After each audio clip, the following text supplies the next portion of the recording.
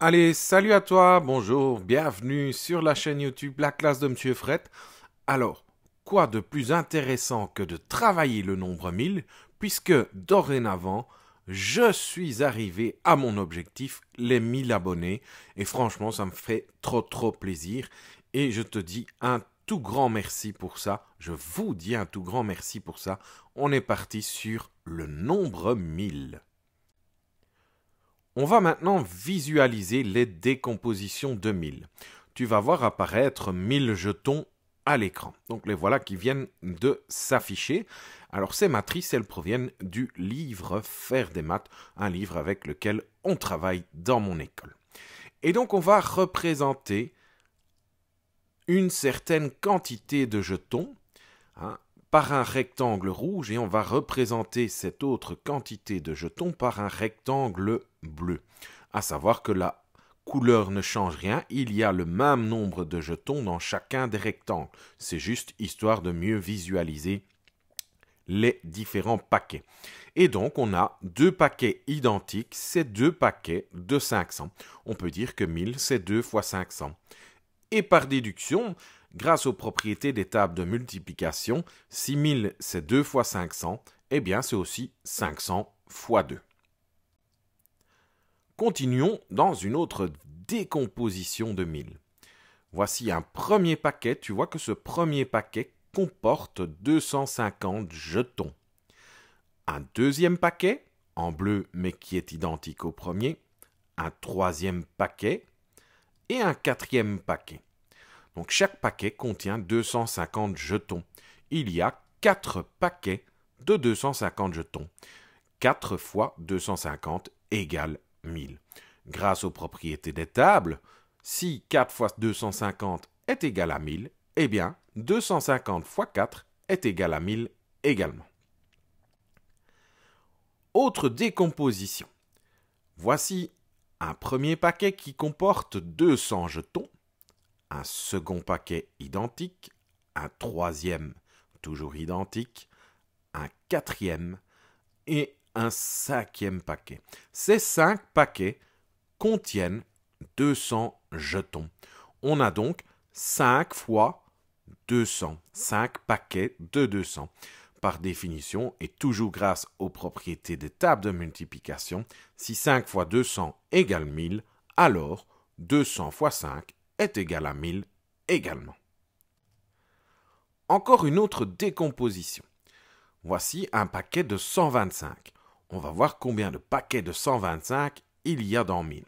En voici un deuxième, un troisième, un quatrième, un cinquième, un sixième, un septième et un huitième paquet de 125. 8 paquets de 125 égale 1000, 8 fois 125 égale 1000. Et toujours grâce aux propriétés des tables, si 8 fois 125 égale 1000, alors 125 fois 8 est égal à 1000. On va voir maintenant une autre décomposition et voici la décomposition par paquet de 100. D'ailleurs, à ce sujet, tu pourras voir dans mes vidéos une vidéo qui traite spécialement du nombre 100 et du champ de 100. Donc on a un paquet de 100, deux paquets de 100, trois paquets de 100, 4 paquets de 100, 5 paquets de 100, 6 paquets de 100, 7 paquets de 100, 8 paquets de 100, 9 paquets de 100 et 10 paquets de 100. On a donc 10 fois 100, ça vaut 1000. Et donc par définition, 100 fois 10, c'est égal à 1000 également.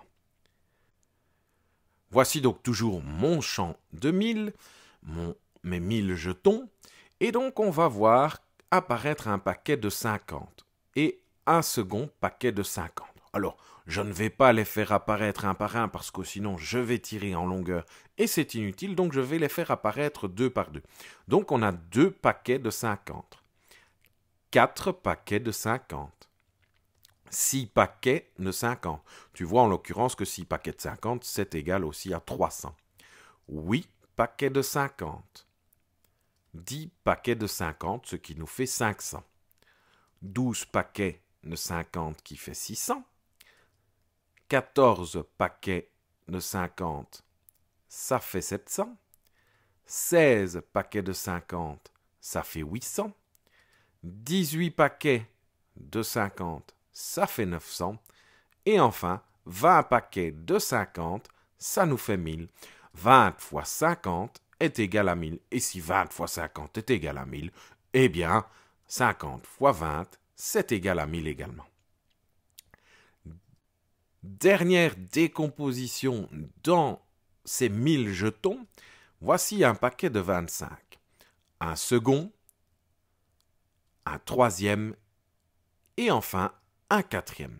Donc tu vois que 1 carré de 100 jetons, c'est 4 paquets de 25. Donc je vais compter par 4 comme je l'ai fait précédemment avec les paquets de 50 où là j'ai compté par 2, mais ici on va compter par 4. On est parti, on a donc 4 paquets de 25, 8 paquets de 25 qui me donnent 200, 12 paquets de 25 qui me donnent 300, 16 paquets de 25 qui me donnent 400, 20 paquets de 25 qui me donnent 500, 24 paquets de 25 qui me donnent 600, 28 paquets de 25 qui me donnent 700, 32 paquets de 25 qui me donnent 800, 36 paquets de 25 qui me donnent 900, et enfin 40 paquets de 25 qui me donnent 1000.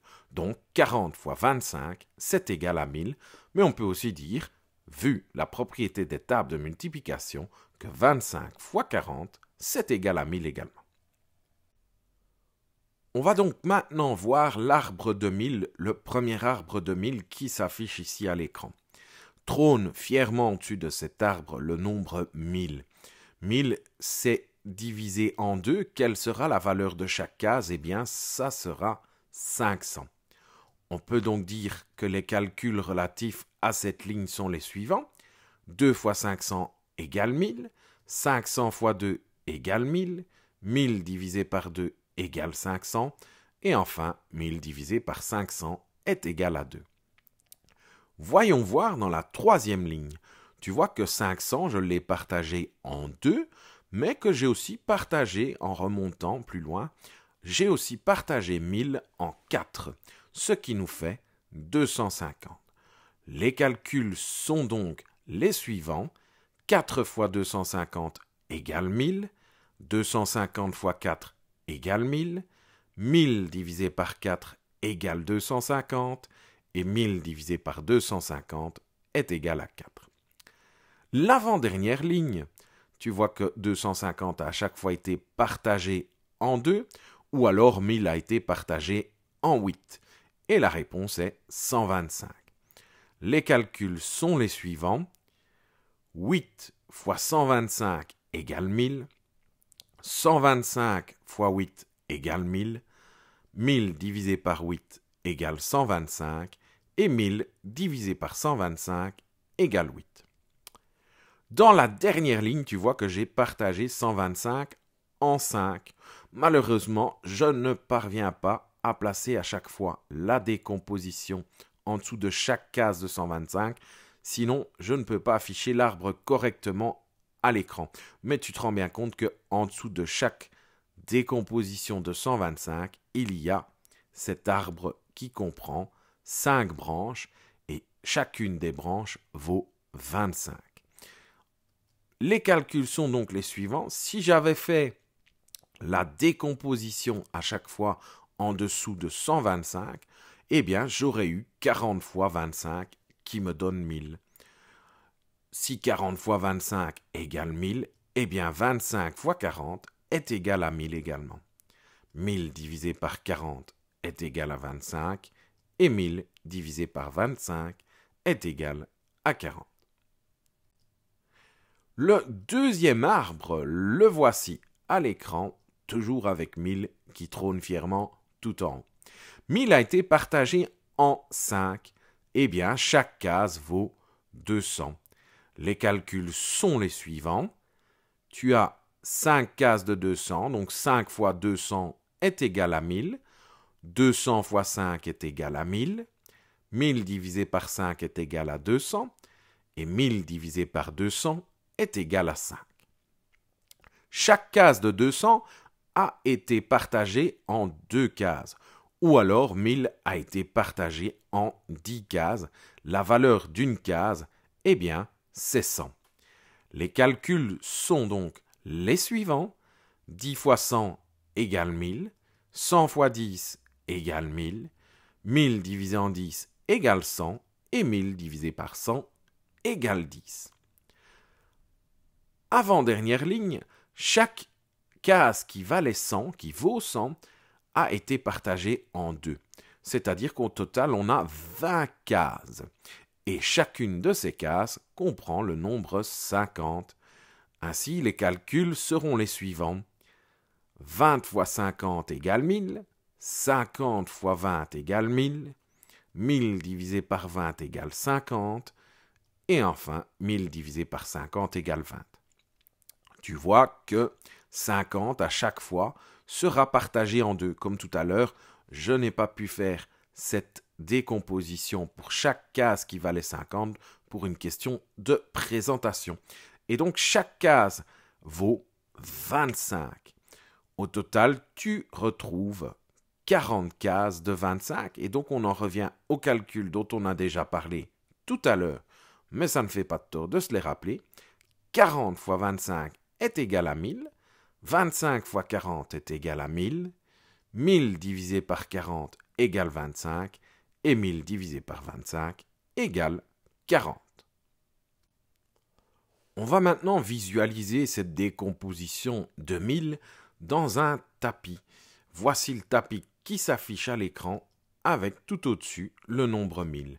Le nombre 1000, c'est 2 fois 500, c'est 4 fois 250, c'est 5 fois 200, c'est 8 fois 125, c'est 10 fois 100, c'est 20 fois 50 ou 40 fois 25. Tu peux voir que la case 500, c'est aussi la même chose que 2 fois 250, que 4 fois 125, que 5 fois 100, que 10 fois 50 ou que 20 fois 25. Voyons voir dans un autre exemple.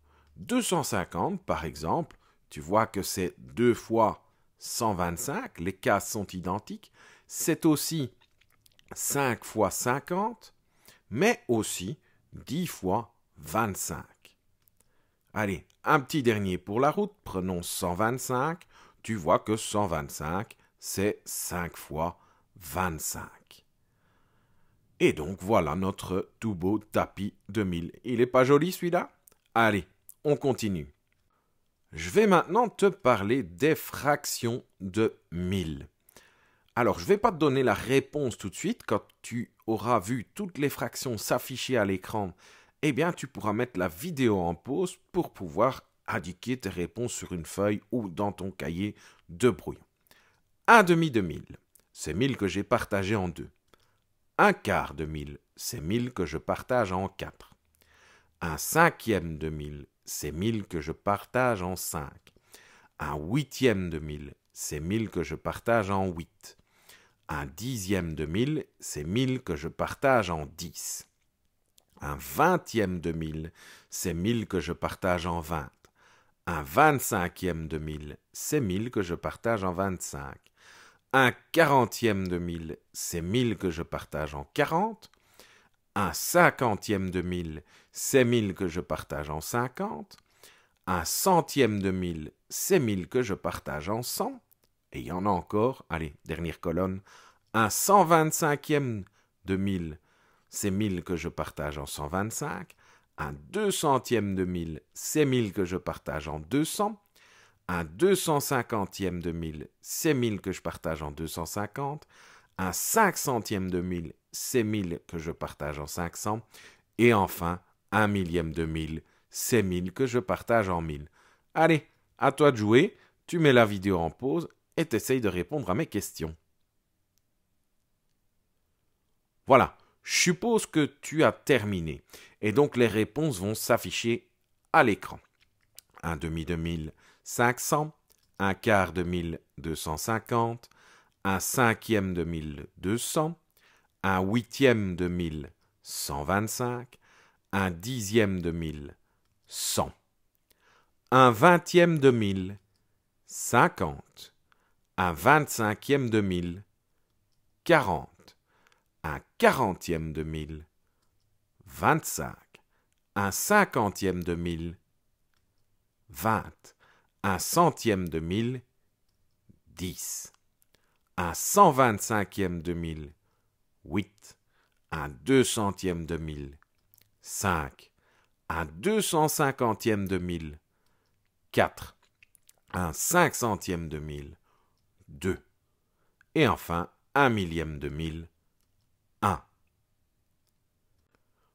Tu dois sans doute te poser des questions. Et tiens, si on me pose la question par rapport à une autre fraction de 1000. Oui, effectivement, je vais t'expliquer. 3 quarts de 1000. Mais effectivement, tu ne connais pas la réponse de 3 quarts de 1000. Par contre, tu sais que 1 quart de 1000, c'est 250. Mais tiens, comment tu fais pour passer de 1 quart à 3 quarts? Eh bien, tu multiplies par 3. Donc, tu auras 3 fois 250, c'est-à-dire 750. Je tiens d'ailleurs à t'inviter à regarder ma vidéo qui concerne les fractions de nombres parce que on est typiquement dans ce genre d'exercice. Prenons une autre fraction, 5 huitièmes de 1000. Tiens, on connaît 1 huitième, c'est 125. Que fait-on pour passer de 1 huitième à 5 huitièmes? On multiplie par 5, pardi, ce qui nous donne 625. Autre question, 6 dixièmes de 1000. On connaît la valeur de 1 dixième de 1000, on sait que ça vaut 100. Que fait-on pour passer de 1 dixième à 6 dixièmes? On multiplie par 6.